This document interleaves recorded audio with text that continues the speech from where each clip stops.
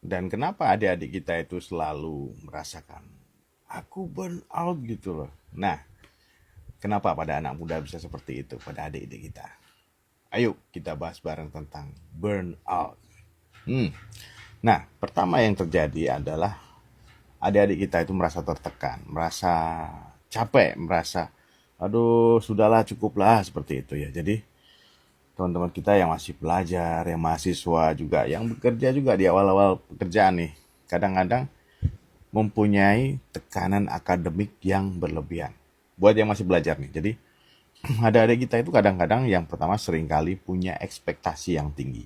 Nah, tapi mungkin berasal dari dirinya sendiri, oke lah. Kemudian juga berasal dari orang tua dan orang-orang di sekitarnya. Jadi, pengennya perfect semuanya, pengennya bagus semuanya, pengennya semuanya well done, tercapai dengan baik, pengennya begitu. Jadi, memicu ketakutan dari adik-adik kita akan suatu kegagalan. Jadi gitu ya, sedulurku ya. Kemudian bisa terjadi burnout juga karena beban tugas dan ujian yang non-stop. Ini dari sisi akademis. Nah, ini perlu kita atur sebenarnya. Jadi nggak bisa kita langsung bilang, kamu terlalu males orangnya, kamu terlalu kurang semangat, gitu aja nggak bisa seperti itu. Jadi memang ada batas tertentu di mana adik-adik kita, teman-teman kita yang lagi belajar dan mahasiswa atau yang sedang mempelajari sesuatu lah, itu tidak bisa kita langsung nge-push semuanya dalam semalam, dalam seminggu, nggak bisa.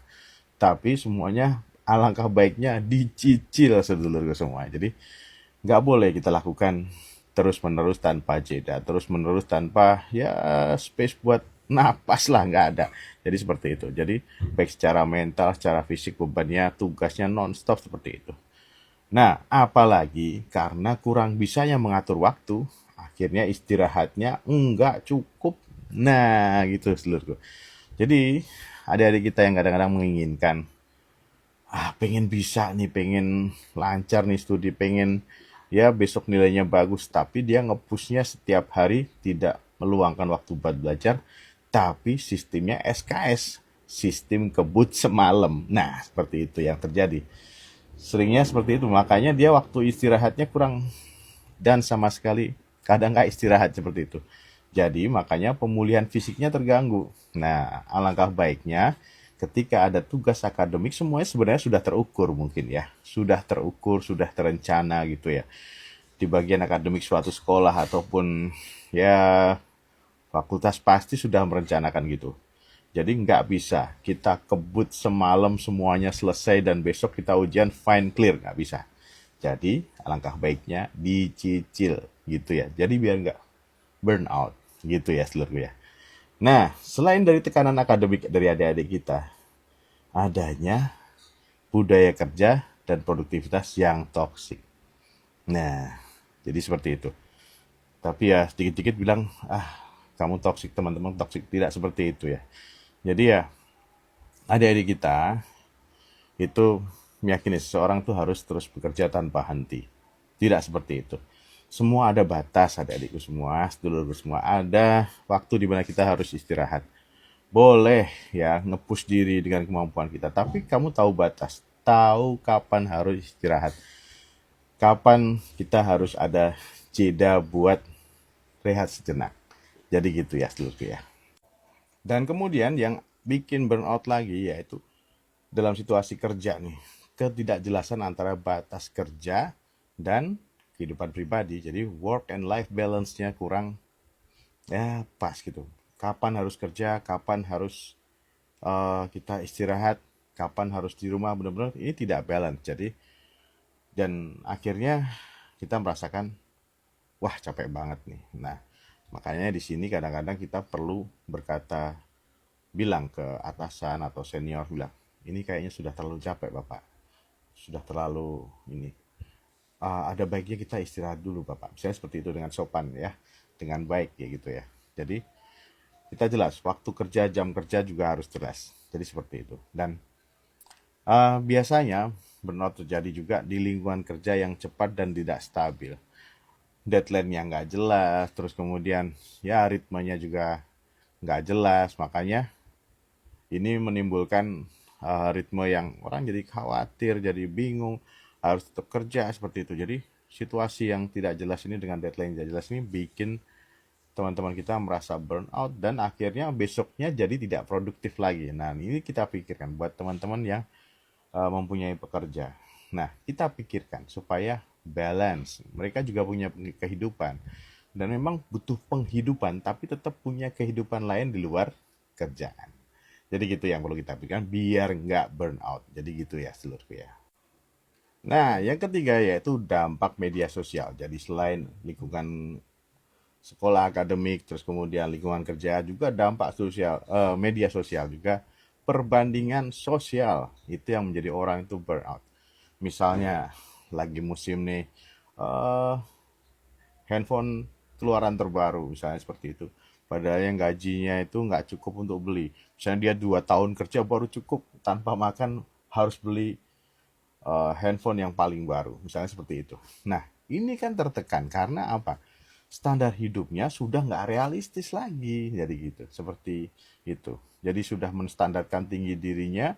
Tapi ternyata perhitungan untuk gaji, untuk penghasilan, untuk savingnya nggak cukup. Tapi dia sudah nge-push dirinya untuk ya standar teknologi yang paling tinggi. Seperti itu. Nah, itu ya. Jangan lupa. Tidak realistis standar hidupnya. Terus kemudian ada yang namanya FOMO ya. Fear of missing out. Jadi takut ketinggalan, gitu kan? Yang satunya pengen ekspektasinya sesuatu yang besar, yang tinggi, yang mewah, satunya lagi takut ketinggalan sama teman-temannya. Ini yang bikin burnout adik-adikku sedulurku semua. Nah, makanya takut ketinggalan. Temennya sudah pada naik ini, kamu masih begini. Teman-temanmu sudah ikut les ini, kamu masih begini. Nah, seperti itu. Dah. Jadi, ya setiap aktivitas itu mesti kita pikirin.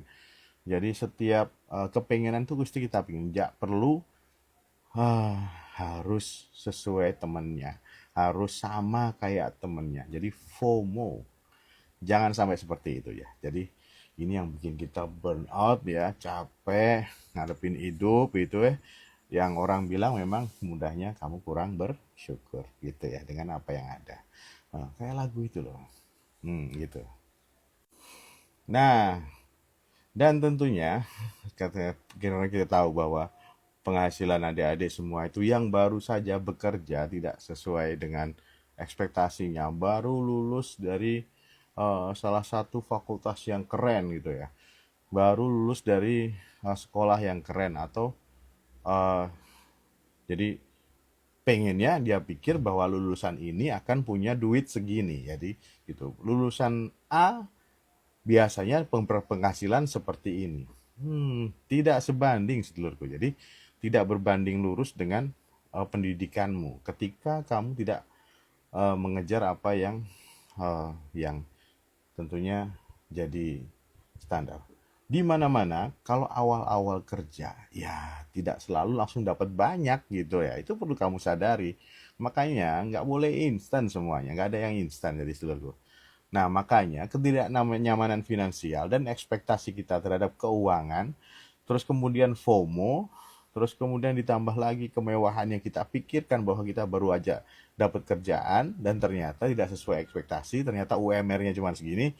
Nah, dibandingkan dengan kebutuhan kemewahan yang kita harapkan sudah kita pikirkan dari awalnya, makanya itu bikin kalian burn out. Jadi kalau awal-awal kerja itu terima dulu. Oh gaji segini, kebutuhan segini ya. Ekspektasi beli barang mewah dulu, nanti dulu. Seperti itu. Sudah pantas apa belum? Nah ini yang sering kali terjadi pada sedulur kita yang mengalami burnout.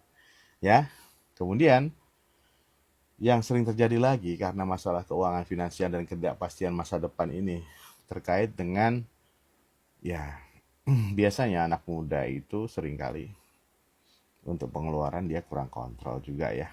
Nah, jadi kita lihat gaji, terus kemudian keamanan bagaimana bekerjanya, peluangnya bagaimana. Nah, ini yang membuat adik-adik kita putus asa dan burnout. Oke, gitu seluruhku. Kalau ada pertanyaan, ada yang bingung, boleh ditanyakan di kolom komentar. Tetap waras dan gaspol sehat selalu sedulurku semua.